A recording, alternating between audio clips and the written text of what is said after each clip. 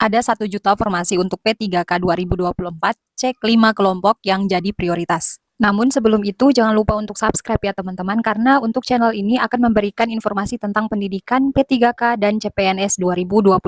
Bagi Anda yang berminat untuk menjadi pegawai pemerintah dengan perjanjian kerja, ada kabar baik.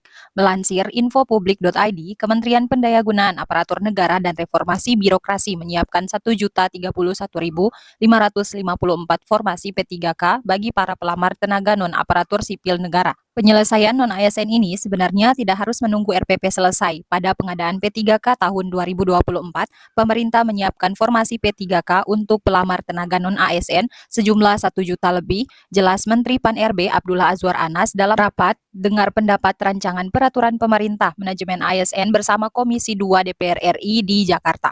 Dalam raker tersebut, Anas menjelaskan berbagai transformasi strategis dalam RPP manajemen ASN telah diformulasikan dan dikonsolidasikan dengan lintas sektor.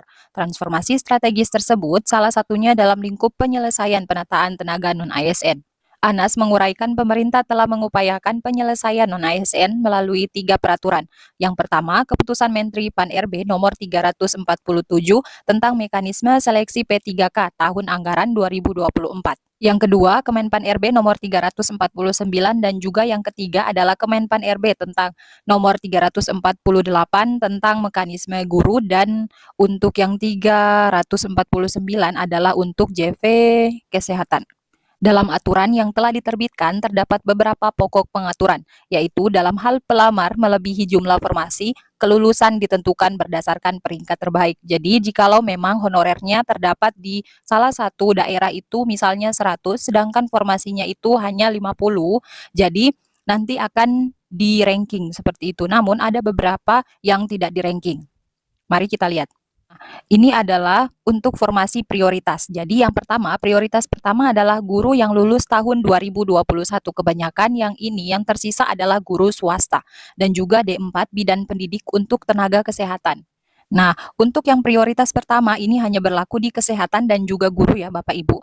Jadi untuk yang pertama ini mereka tidak ikut ujian, namun sudah ada namanya di paling pertama.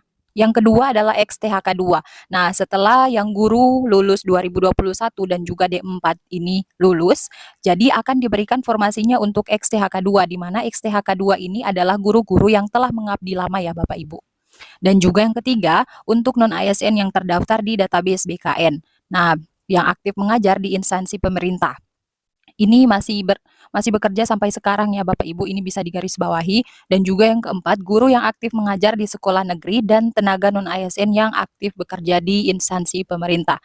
Untuk yang nomor 4 ini adalah honorer yang baru bekerja 2 tahun. Nah, sedangkan yang untuk prioritas ketiga ini adalah honorer yang bekerja lebih dari 3 tahun, seperti itu. Lanjut, yang kelima adalah lulusan pendidikan profesi guru atau PPG.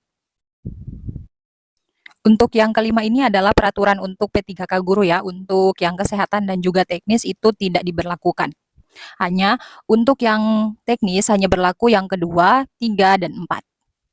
Bagi pelamar yang terdata sebagai tenaga non-ASN pada database BKN sebagaimana disepakati bersama antara pemerintah dan DPR RI yang mengikuti proses seleksi dan mendapatkan peringkat terbaik diangkat menjadi P3K. Namun, pelamar yang belum mendapatkan peringkat terbaik dan belum sesuai dengan lowongan formasi dapat diusulkan menjadi P3K per waktu, jelas Anas. Anas menyebutkan, dalam RPP manajemen ASN diformulasikan transformasi penyederhanaan proses bisnis layanan kepegawaian untuk memudahkan ASN. Jadi itu ya Bapak Ibu. Untuk teman-teman yang masih bingung prioritasnya, jadi misalnya ya, ini adalah formasi yang dibuka adalah 100 formasi. Dan untuk guru, itu guru yang lulus passing grade di 2021 masih ada 20 orang.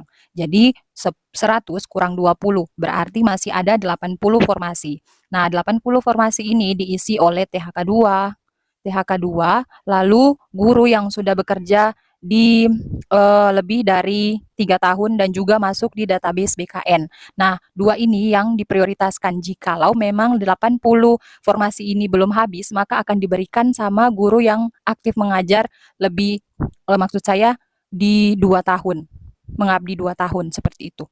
Nah, jikalau memang masih 80 formasi ini masih masih ada, maka akan diberikan ke poin keempat, prioritas keempat, di mana prioritas keempat adalah guru non-ASN yang telah bekerja 2 tahun. Seperti itu, secara terus-menerus tidak berhenti.